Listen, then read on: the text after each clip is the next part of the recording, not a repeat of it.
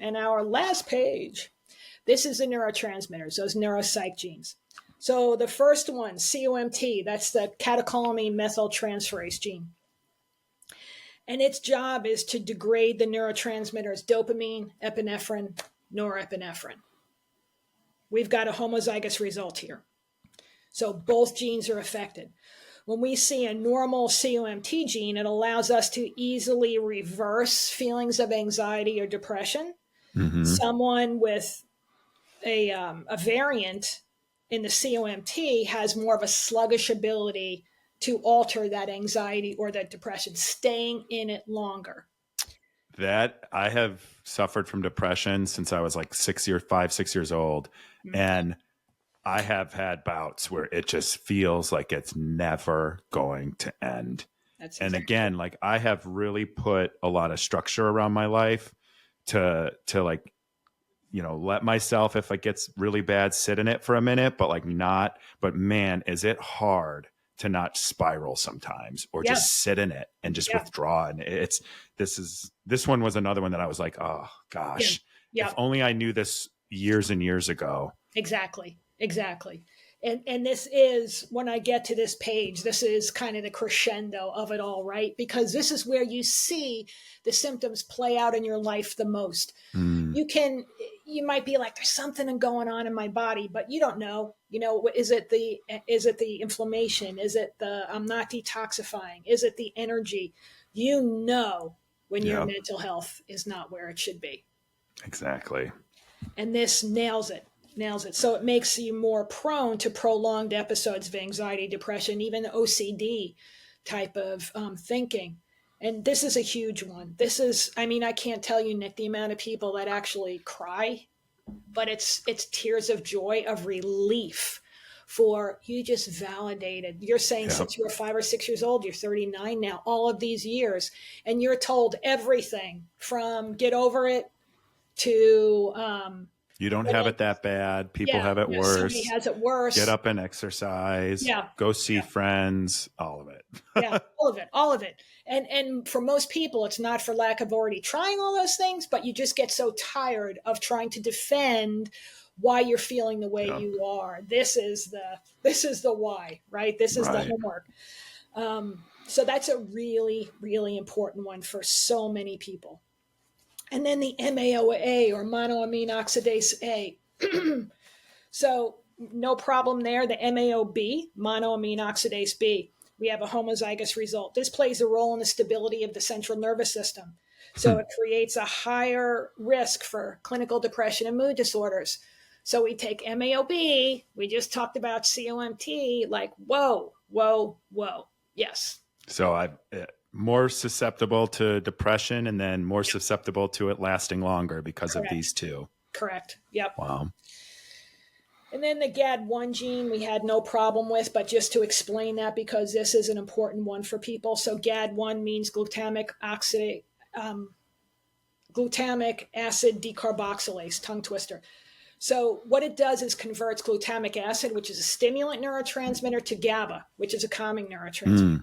So if we never get to that calm, we never feel what we're supposed to be. When someone's like, just relax, you're like, wish I could. Yeah. Right? So that's an important one for people as well.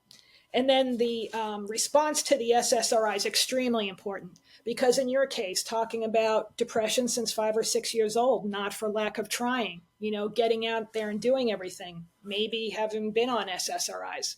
I have been. I've been on several. I haven't in years now, but I tried several different ones, and none of them. The best result I had was feeling kind of like numb. The rest, it was like ups and downs. And here's why. Yeah. And here's why. The HTR2 gene, where you have a homozygous result, this is the neuronal receptor for serotonin. So it creates the individual's response to an antidepressant or a mood drug or an appetite drug not being as effective. So this is the merry-go-round people go on. I went from this SSRI to this one. None of them worked. After a while, they're being told, oftentimes by their doctor, well, it should be better. It works. It's you. Yeah. Nothing could be further from the truth. It was never What going a to work for you. stupid thing to say someone, by the way. Oh, It's you dealing with depression and looking for trying Medicaid, and it's you. You are the problem, turns you're the out. Like, problem. what a stupid thing to say. Absolutely. Ugh. So what does that do to somebody emotionally? Rips them apart. You're Yep. already feeling low. Now somebody says, this is you just trying to be this way. Get over yourself. Whoa, whoa. But no one did a deeper dive to see why it wasn't effective for you. This was the answer the whole Mm-hmm. time of it was never going to work for you. We've got to figure out a different way for you. And Right. you figured that out back to you being really in touch with yourself. Like these things aren't working for me. So Which, by the way, like it's a lot of trial and error and learning myself. Like I am very in touch with how I feel, how I think, what's going on in my body. But yeah, like it's years and years of trial and error that a lot of this here, a lot of this is news to me. yep, But like trial and error is how I got to this point. And right. this is like you skip all of the trial and error in a sense, and you kind of understand what your starting point is. And that's why I think this is so important for people who, whether you're struggling physically, mentally, or both, that, you know, doing a test like this and understanding that it starts you out at like the 50-yard line Yes, instead of starting out at your opponent's 1-yard line, if I'm using a exactly. football analogy. Yeah, great way to use an analogy there because it's true. You know, it can eliminate so much pain and suffering. It can take us right to the answer. And in this day and age, the technology is here. We talked at the beginning of the show when this became available. It's recent history, but it's here now. So Mm-hmm. we need to employ it. We need to use it, especially if someone is on the merry-go-round of try this, try that, try Yeah. that. We have scientific data now. We need to use it. Yeah. And then that SLC6A4 heterozygous result. So this is called the SERT gene. It's responsible for clearing serotonin from the synaptic space where the axon and the dendrites sit, and the serotonin is in the middle. We've got to be able to clear that out. So Mm-hmm. if we have an error here, we have a higher risk of anxiety and depression with a less effective response to an SSRI. Boom. So would this be like an SNRI? Would that be a better option with this, or is there? Possibly, we Okay. would do a neurotransmitter specific lab and measure serotonin, measure dopamine, measure norepinephrine, measure epinephrine, Okay. measure DEA, a lot of other chemicals to know exactly where you are, and then say, boom, yeah, SSNRI. Like there Oh, are other wow. ways to do this. Oh, I wish everyone could take this test and take it as like a teenager, if Right, not younger, to right, like kind of avoid all of the trial and error that we're yep, forced to do on this stuff, especially with, I mean, the physical health, yeah, but like with the mental health, that's so impactful, especially as more and more people are suffering with anxiety and depression and other mental health conditions. Like getting this blueprint would just be such a better starting point than where we are. And I think the first time I tried an SSRI I was 22, okay, and I went through up until probably like 31 or 32 when I just decided they weren't working for me. I just tried 4 or 5 different ones, and they all had a different impact or no impact. Or at one point I had one where I like became virtually suicidal, which was not something, that I'd ever felt before. And I was well enough to know that medication was influencing me. right. But, I think about people going through some of this stuff, and the people that really suffer with deep, deep mental health issues, and they just trial and error for their whole life. Right, right. Exactly right. And you have the courage to talk about that, of what you experienced.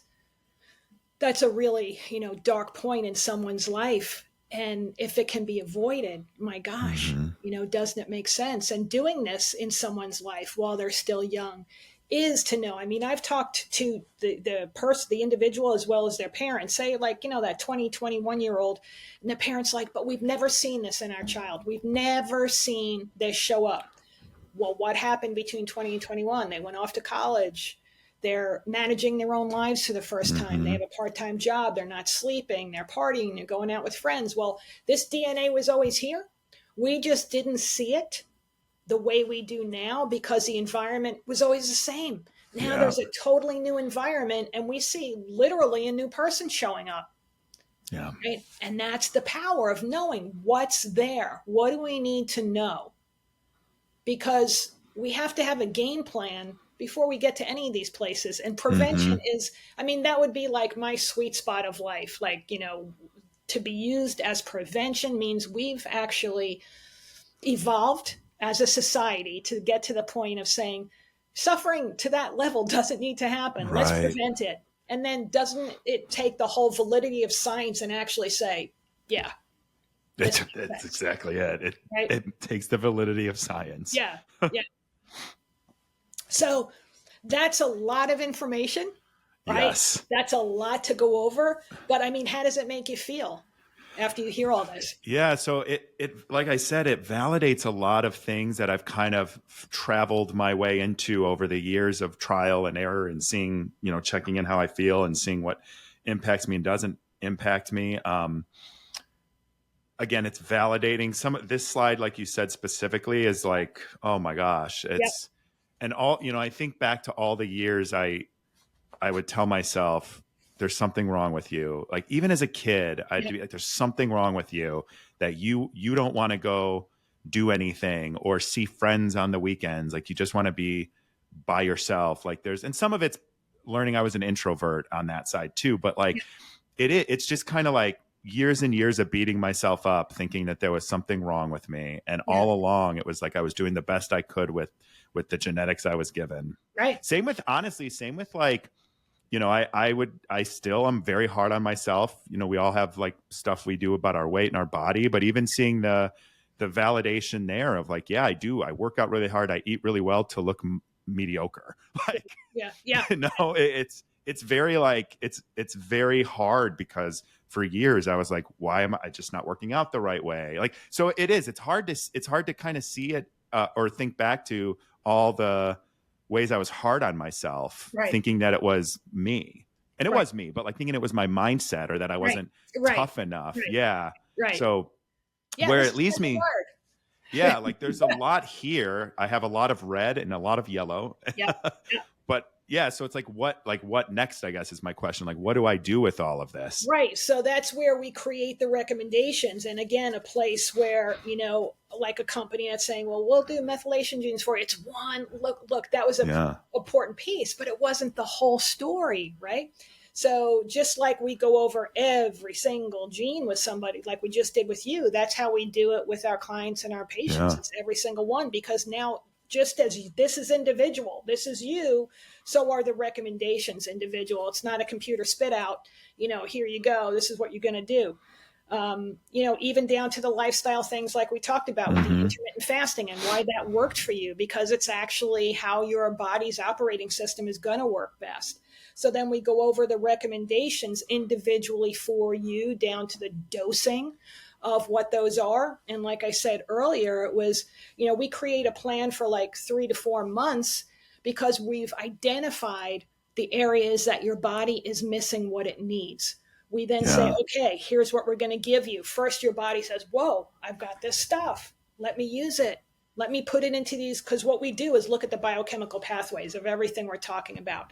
So all of a sudden, your body in this biochemical pathway says, now I have this. Okay, let me try to use it. And then let me re-optimize because now I have this. Exactly. Then your body says, whoa, I'm doing better using this. And then your body starts to say, I can make this. That's our goal, right? So not a Band-Aid on it, not a quick fix. It's like, whoa, now, because we've given your body everything it needs. I said earlier, you know, there's not a pharmaceutical in any of our cells, yet that's what we're giving it. What's in that cell that we're missing? Yeah. Right. Well, it's almost like you're recoding, to use the operating system. You're recoding the operating system with these recommendations to be more optimized. Exactly. Thank you for listening to this clip from the full episode of Eyes Wide Open. Please like and subscribe for daily clips and new episodes that drop every Tuesday. I appreciate you.